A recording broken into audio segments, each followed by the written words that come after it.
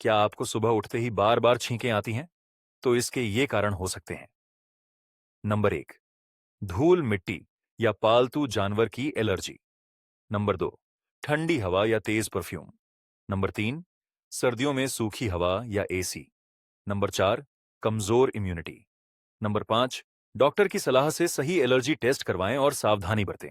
Adinath ANT hospital, आपके नाक, कान और गले की हर समस्या का समाधान।